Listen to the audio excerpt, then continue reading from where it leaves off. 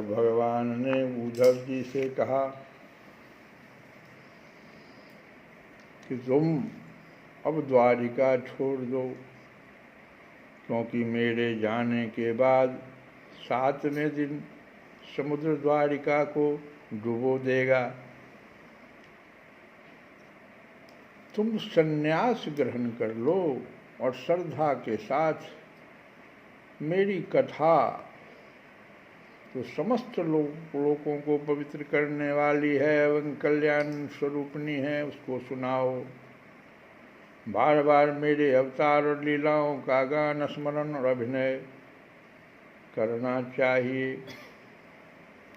अब उद्धव जी ने पूछा कि आप मुझे जाने के लिए तो कह रहे हैं और सत्संग भी कह रहे हैं करना है, भक्ति की प्राप्ति सत्संग से होती है, यह भी कह रहे हैं, तो फिर संत के लक्षण को बताइए। मैं आपके मुख से संतों का लक्षण सुनना चाहता हूँ। आपके विचार से संत पुरुष के क्या लक्षण हैं, आपके प्रति कैसी भक्ति करनी चाहिए जिसका संत लोग आदर करते हैं। भगवान आप ही ब्रह्मा आदि श्रेष्ठ देवता, सत्य आदि लोक और चराचर जगत के स्वामी हैं। मैं आपका विनीत प्रेमी और शरणागत भक्त हूँ। आप मुझे भक्ति और भक्त का रहस्य बतलाइए। भगवान, मैं जानता हूँ कि आप प्रकृति से परे पुरुषोत्तम एवं चिदाकाश स्वरूप ब्रह्म हैं, आपसे भिन्न कुछ भी नहीं है। फिर भी आपने लीला के लिए स्वेच्छा से ही यह अलग शरीर धारण करके अवतार लिया है, इसलिए वास्तव में आप ही भक्ति और भक्त का रहस्य बतला सकते हैं। तो यहाँ उद्धव जी देखो, इतने भगवान के प्रिय, और इधर रामचरितमानस में नारद जी भी भगवान के बड़े प्रिय, और नारद जी भगवान से पूछ रहे हैं कि पुनि सादर बोले मुनि नारद, सुनहु राम विज्ञान विशारद,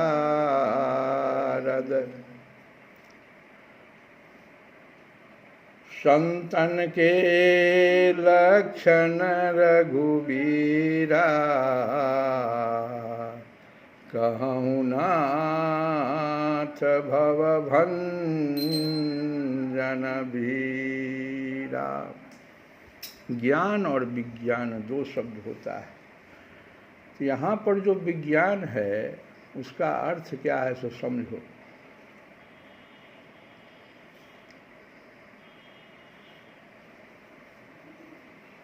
एक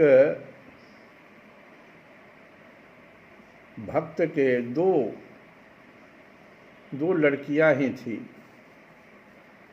छोटी छोटी लड़की। तो बहुत ही सिद्ध एक गुरु थे जो उनके यहाँ आया करते थे, और छोटी लड़की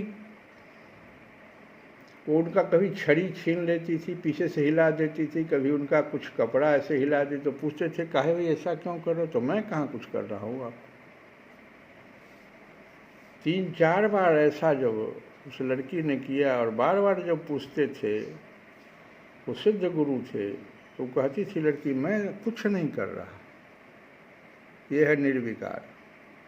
भगवान उद्धव जी से कह रहे हैं उस बच्चे की तरह तुम निर्विकार बनो, मैं कुछ नहीं कर रहा। कैसे हो जाता मैं नहीं जानता। और जो दूसरी बच्ची थी उससे बड़ी, उसको कुछ उपदेश करते थे, वो कुछ बड़ी थी, उसका भी उम्र बहुत ज़्यादा नहीं हुआ था, तो उसको जीवन मुक्त का उपदेश देते थे। पूछते थे तुम कौन हो, तुम जो ये वस्त्र पहने हुए वो हो? तो नहीं। फिर तुम कौन हो? तो मैं नहीं जानता। तो बोलो, चैंटिंग करो। क्या चैंटिंग करो? देहो नाहम, मैं शरीर भी नहीं। तो फिर को हम, तो मैं कौन हूँ? मैं कपड़ा नहीं हूँ, मैं शरीर नहीं हूँ, तो फिर कौन हूँ? तो देहो ना हम को हम, तो बोलो फिर, सो हम, मैं सो हम, मैं आत्मा हूँ, जो तुम हो वही मैं हूँ, सो हम।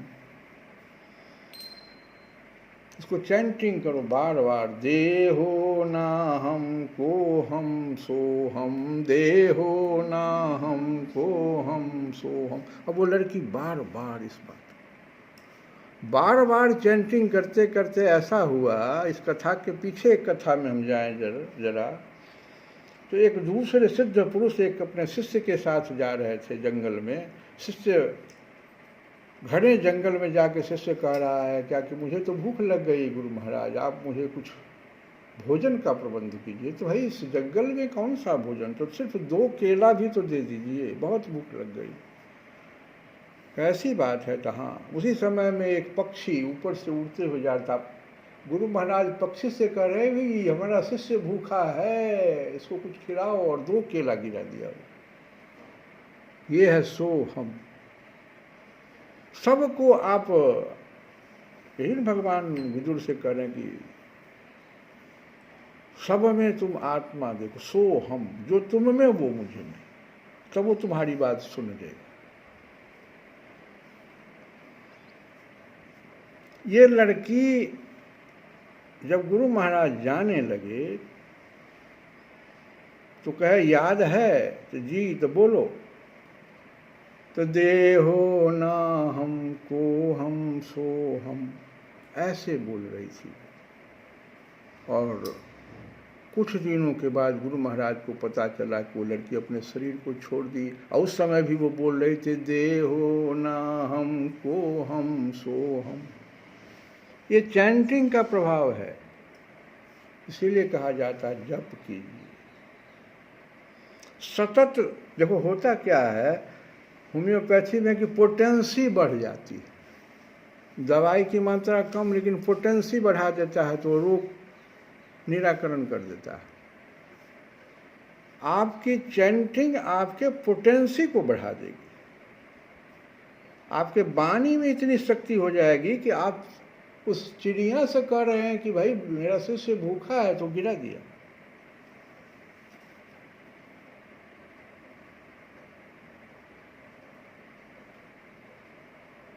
तो एक चीज है, हम लोग गहरे नींद में जब सो जाते हैं, देखो ये सोहम क्या है, वास्तव में सब लोग हम लोग समझते, यही विज्ञान है। जो हम कह रहे थे ज्ञान और विज्ञान, ज्ञान तो हम लोग जानते हैं, विज्ञान नहीं समझ पाते।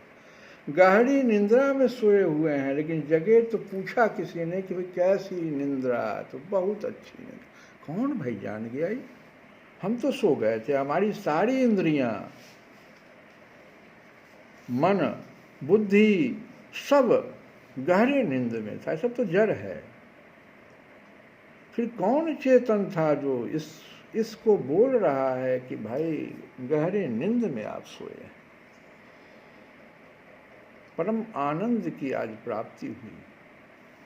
कौन था वो? ये सब तो नहीं था। ये 24 है जो जड़ जो है, ये तो नहीं था सांख्य शास्त्र के अनुसार। 5 कर्मेंद्रियां, 5 ज्ञानेंद्रियां, 5 वो तन्मात्राएं, 5 जो हमारा पंच महाभूत, 4 मन बुद्धि चित्त अहंकार, ये सब 24 में से कोई नहीं था वहाँ। फिर कौन था वहाँ? यही सोहम जो हमेशा आपके पास रहता है। आप उसको, आप चूंकि अपने को जगत की ओर आप जो है सो अपनी दृष्टि, अपनी ज्ञानेंद्रियां, अपनी कर्मेंद्रियां, एक व्यक्ति पूरे अंधेरे घर में बैठ गया, ध्यान मुद्रा कर रहा था, साधना में था, कहा भाई यहाँ तो हो रहा, बहुत शोरगुल हो रहा है, यहाँ से हट जाना चाहिए, क्योंकि सारी इंद्रियां खोले हुए थे। चला गया किसी पर्वत पे, बहुत ऊंचे पर्वत पर। देखो भगवान की लीला, आंख बंद किया, ठीक समय, एक समय निर्धारित समय 8 बजे, मान लो 8 था, 8:30, जो भी समय हो, एक लड़की पास की, आंख ये बंद किए हुए है, एक लड़की पास की, उसके पैरों में वो झनझन की आवाज़, कंगना में आवाज़, आंख खोला, देख लिया वो, ये तो लड़की गलत हो गया, आंख बंद कर लिया। अगले दिन क्या किया, कहा ये आंख मुझे धोखा दिया, आज मेरे ध्यान में आंख धोखा दिया, आज इसको मैं आंख को पट्टी से बांधा, और फिर जब बैठा तो फिर आंख तो बंद है लेकिन झन झन चन चन ये आवाज़, कान सुन लिया, कान में रुई डाल दिया, दोनों कान, सब कुछ बंद कर। उसके बाद वो कुछ चंपा की तेल वगैरह, सुगंधित तेल, जैस्मीन वगैरह कुछ लगा के चलती थी, उसका नासिका सूंघ लिया, कहा अब समय तो वही देखता था कि वो अब आएगी, इसका दिमाग तो वहाँ, माइंड वहाँ है। देखो, इस माइंड को कंट्रोल नहीं कर पाता है आदमी, दिक्कत हमारी इंद्रियां नहीं कर रही है। ध्यान दो, क्या हम कथा के माध्यम से कर रहे हैं, उद्धव जी से यही भगवान कर रहे हैं। उद्धव जी कह रहे हैं बार बार कि आप भगवान हमको कह तो रहे हैं जाने के लिए, कि इतना आसान है इन इंद्रियों को कंट्रोल करना, क्या ये माइंड को हम कैसे कंट्रोल करेंगे। देखो अब इसका माइंड देखो, सब कुछ ही बंद कर लिया, लेकिन ठीक जब 8:30 का समय हुआ तो इसका मस्तिष्क कहा कि अब फिर वो पास करेगी, माइंड उसको डिस्टर्ब कर रहा, इसको क्या कीजिएगा। तो भगवान वहां पर कहते हैं कि तुम सोहम, जो तुम हो वही वो है। अगर इस चीज को तुम समझ गए, और समझ कैसे गए, जैसे विज्ञान से ये होगा, विज्ञान मतलब जैसे वो अनुभूति कर लिया व्यक्ति की, गहरे नींद में हम गहरी आज अच्छी तरह से सोए, इसको किसी ने बताया उसको नहीं, सब सोया हुआ था, सारी इंद्रियां, जितनी भी ज्ञान इंद्रियां कर्म सब सोए, लेकिन इसके बावजूद भी कोई इसको बता रहा कि गहरे नींद में आप सोए हुए हैं, उसको जगाना है। वो तुम्हारा गुरु है। दत्तात्रेय जी महाराज उसी गुरु की, 24 गुरु की चर्चा कर रहे थे, जो आपके भीतर बैठा हो, वो जागृत अवस्था में नहीं है, उसको सब पता है।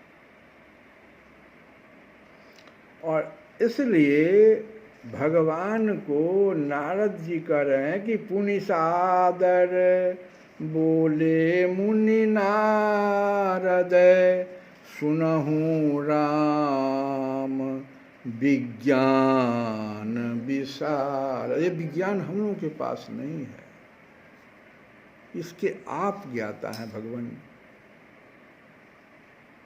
और क्या, तो संतन के लक्षण रघुवीरा, कौनाथ भव भंजन भीरा।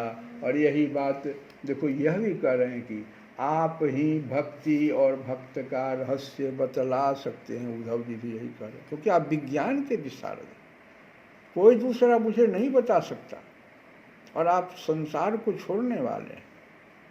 तो भगवान कहते हैं कि प्यारे उद्धव, मेरा भक्त कृपा की मूर्ति होता है, वह किसी भी प्राणी से बैर भाव नहीं रखता, और घोर से घोर दुख भी प्रसन्नता पूर्वक सहता है।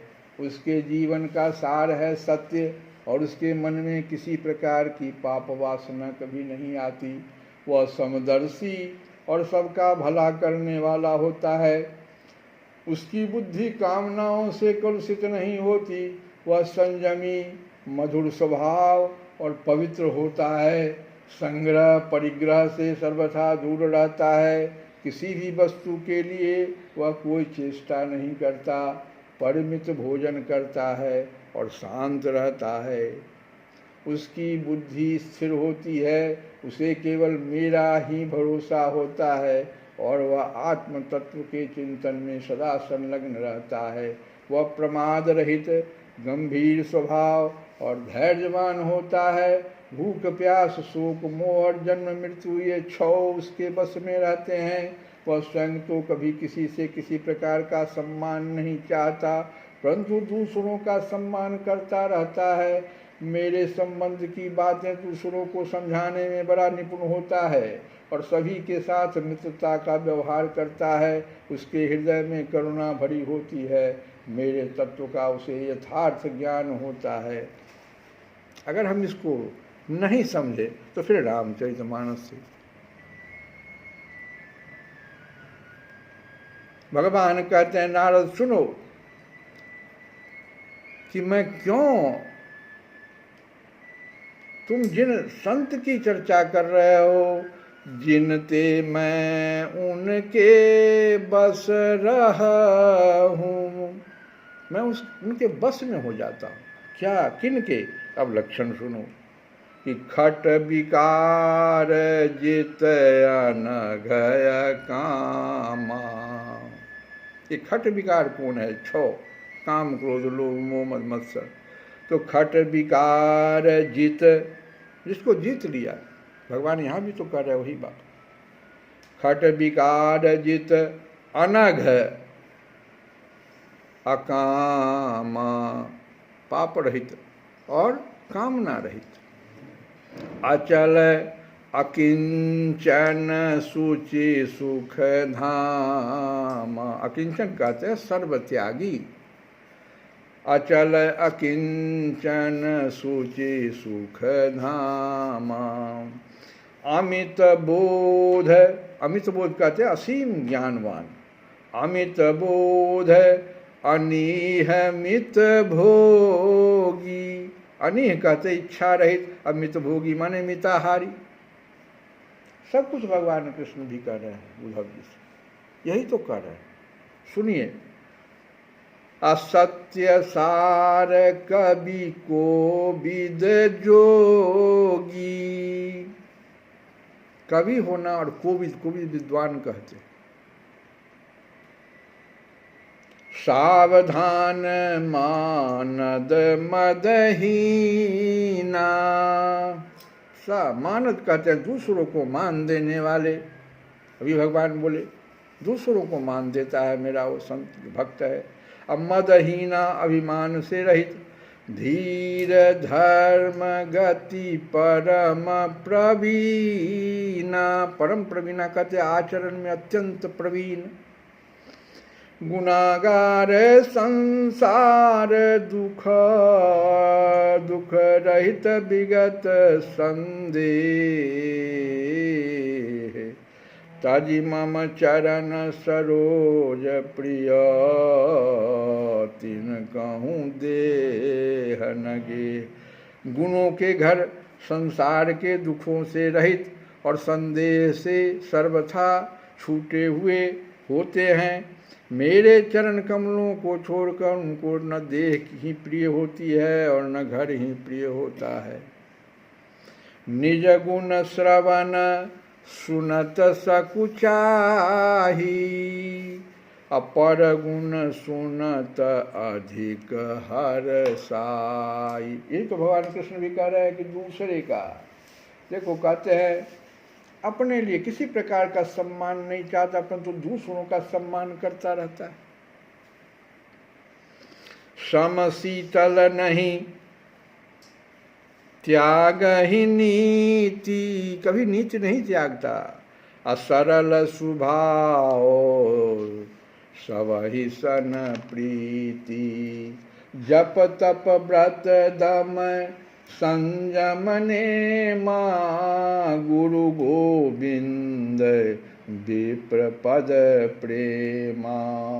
सदा क्षमा मैत्री दाया, मुदिता मम पद प्रीति अमाया। विरति विवेक विनय विज्ञान, बोध जथारथ वेद पुराना। दंभ मान मद करहिन काऊ, भूलि न देहि कुमारग पाऊ, कभी भी कुमार्ग के मार्ग पर उसका पाँव जाता ही नहीं। भूलि न देहि कुमारग पाऊ, गावहि सुनहि सदा मम लीला,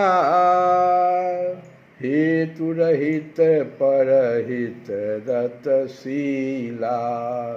मुनि सुनु साधुन के गुण जेते, कही न सकहि शारद श्रुति तेते। सरस्वती और वेद भी ऐसे संतों के गुणों की चर्चा वर्णन नहीं कर सकते, भगवान कहते हैं। और यही चीज़ तो भगवान देखो कृष्ण उद्धव जी से भी कह रहे हैं कि उसके हृदय में करुणा भरी होती है, मेरे तत्व का उसे यथार्थ ज्ञान होता है। हम लोग कल के जो भजन को देखो, भगवान की कृपा, उद्धव जी ने कहा कि हे भगवान, जब तक आपकी कृपा नहीं होगी ये संभव नहीं है।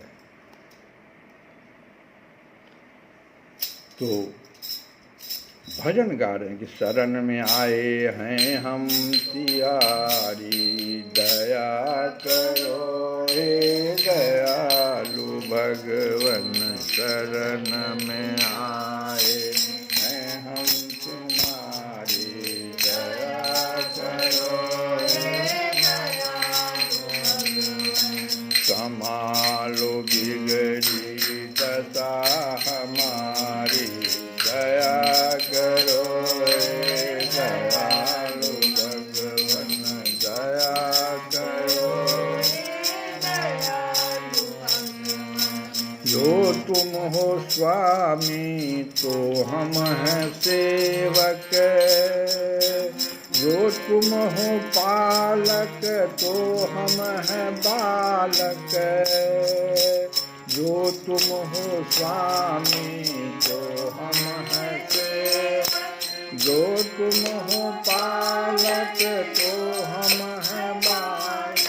जो तुम हो ठाकुर तो हम पुजारी, दया करो रे दयालु। दया करो रे दयालु भगवान। संभालो बिगड़ी दशा हमारी, दया करो रे दयालु भगवान।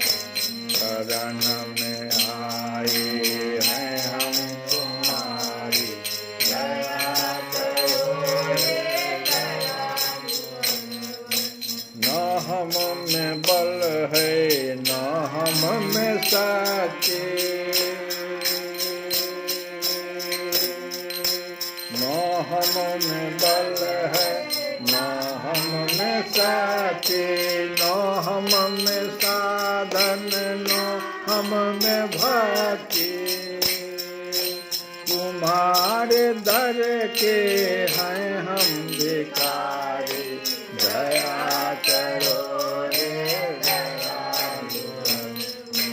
शरण में आए हैं हम तुम्हारी, दया करो रे दयालु भगवान।